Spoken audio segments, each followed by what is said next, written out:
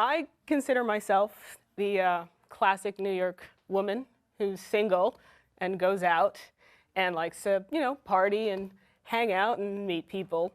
But a big part of the things that I do and, the adventures when I go out at night, of course, is, looking for that person, the one.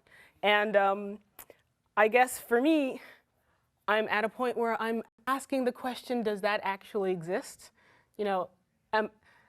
Is the whole concept of looking for a soulmate? I'm looking for that something that makes them, that sets them apart from every other guy that I could meet that I could be wonderful friends with. You mean something special about that guy that's right for you? Yeah. And what is special about you so that will exist in him, and so it'll create a match? That's a great question.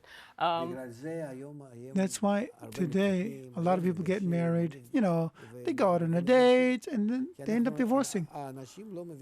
People don't understand how to find the right spouse, the right person to connect with. Yeah.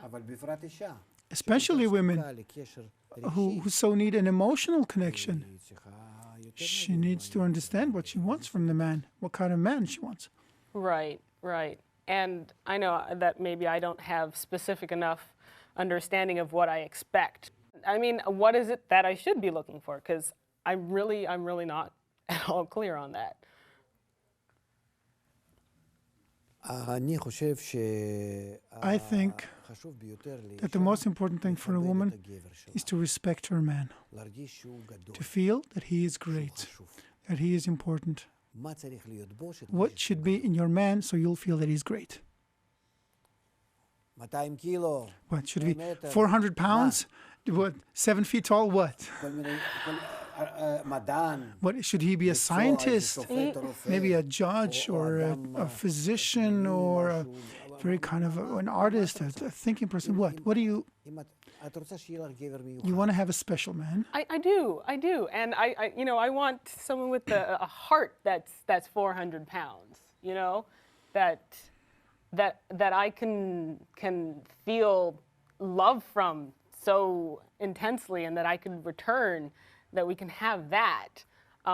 Sure, it'd be nice if he were a thinker, because then we wouldn't have very much conversation. But you understand it doesn't exist. Well, that's what I figured. So you need to make concessions.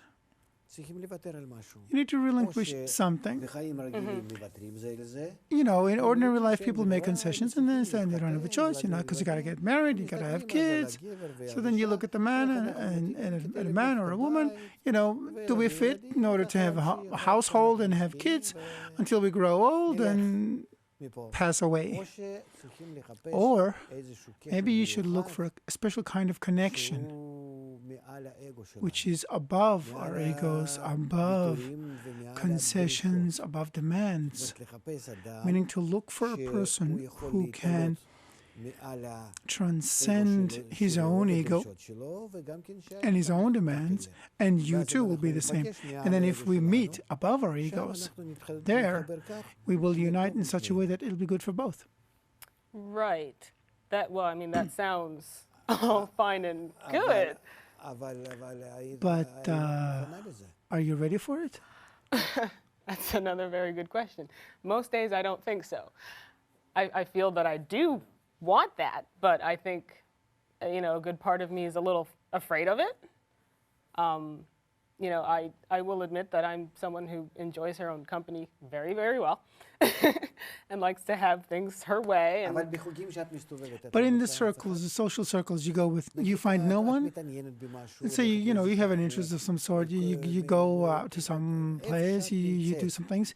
Where you are, something that is more way for your perspective, for your life philosophy, You're not finding anyone who thinks like you, who sees things like you, who's a match? I see people that have those certain qualities that are similar to me, that I have things in common with, and important things in common with. but I don't know. I don't know. Maybe it's the little girl fairy tale story that's still stuck in my head that I haven't found my fairy tale. Maybe I'm still looking for that and looking for the wrong things. But so far, I'm still single. I have a ring on my finger, but it's more of a toy than anything else. So, חוץ משאת רוצה ילדים, Besides wanting kids and a husband and a home, פרנסה, חיים, and a living or a decent life, is there anything else you want? משהו מיוחד בחיים. Something שלי, special מיוחד, in אבל life? זה רוצים כולם. Because that's what everyone משהו wants. מיוחד חוץ Something מזה, special שלפי beyond, זה את חייבת by לחפש which בן אדם אחר you have to שמתאים look for לך. that person, otherwise you won't match each other? well, I mean, I say it jokingly, but I think I pretty much mean it. I mean, most of the time, I just want to be happy. And what it would take from another person for that to be the case, I'm not entirely sure. I definitely want someone who wants the same things that I want, probably hopefully wants happiness for themselves too, who wants to be, committed and wants to have a life together and the children and, who love music and arts and culture and all sorts of fun things. But, that maybe we won't want to kill each other, at least maybe 50% of the time. And yeah, I just want to be happy. That's it. עד שמגיעים להיות מאושרים. Until you אני רואה שצריכים לאכול הרבה. become happy, you got to go through a lot of, כן. you got to eat a lot of salt. זאת כל הבעיה בדורנו. Well, that's the problem with our generation. People don't understand how to attain happiness. Because to attain happiness, you have to know, first of all, who you are, what you're looking for, what is the real happiness. Is it attainable? How? And when you find out, when you try to ask yourself, you see that you can't do it. Because happiness for us is to constantly satisfy ourselves, and that's impossible. And no one would agree to it. So people get together and then feel that the other guy doesn't want to satisfy me. What do I do? I get a divorce. And that's what happens.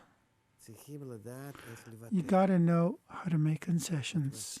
Meaning, I think when you look for a man, you got to see if he's willing to make concessions to you and you're willing to make concessions to him. Can you learn how to get along in the most unpleasant situations where no one agrees, no one understands the other one, and at the same time, even though you're like two dogs fighting, like cats. Cats, they fight. But you're still above it, willing, to rise above your egos and connect. While inside you have a sea of hatred and remoteness and separation and misunderstandings, but above it, you know how to connect. If you don't have it, you may have to, like most people, get divorced because our egos have so grown over time, over history, that it's gotten so big in us that we cannot be with others. People can't even stand themselves. People take drugs, they're depressed. Even when they're alone, all the more so with someone else. To share my apartment, my house, my bed, I can't. So if we don't learn how to rise above it, above our egos, we won't be able to ever build a family. Our kids, even if we have them, will not grow up in a family. It'll always be some kind of one-parent family. So we first have to learn how to rise above the ego.